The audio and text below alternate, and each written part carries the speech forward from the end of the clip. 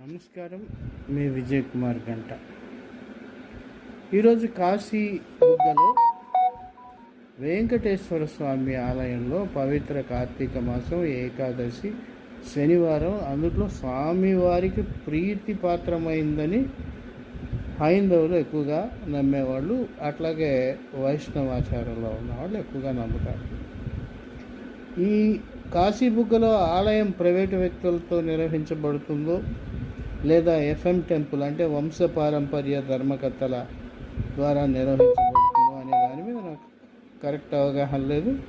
దేవాదాయ ధర్మాదాయ శాఖకు చెందినటువంటి ఉన్నతాధికారి ప్రకటించినటువంటి ప్రకటనను అనుసరించి ఇది ఓ ప్రైవేట్ టెంపుల్ మాత్రమే.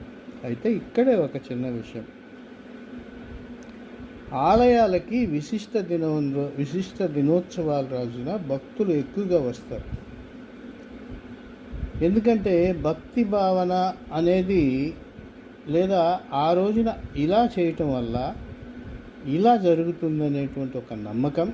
అందున శనివారం నారాయణమూర్తికి పూజలు చేయటం వల్ల మంచి జరుగుతుందనేది హైందవులకి మొదటి నుంచి నమ్మకం.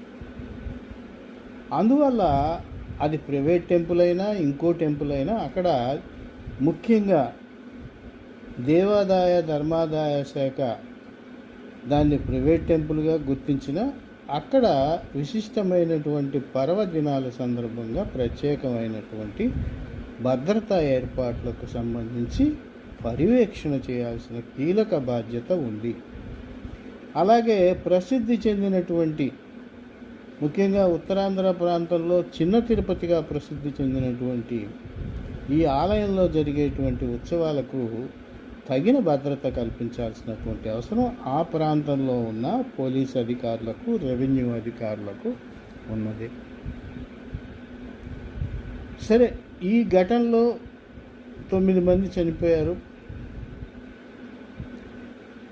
ఇది దురదృష్టకరం. వీరందరినీ కూడా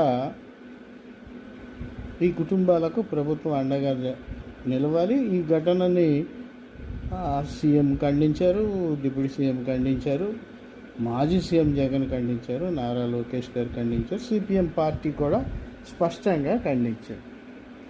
ఇక్కడ మనం ఒక విషయం గుర్తించాలి. ఆ దేవాలయం ఏదైనా సరే ఇటీవల కాలంలో ఫలానా దినోత్సవం రోజున ఫలానా దేవాలయంలో పూజలు చేస్తే మంచిదనేటువంటి సామాజిక మాధ్యమ ప్రచారాలు, దానికి సంబంధించినటువంటి డబ్బు భారీ స్థాయిలో వసూలు చేస్తున్నప్పుడు ఇటువంటి పవిత్ర దినోత్సవాల రోజున భద్రత అవసరం.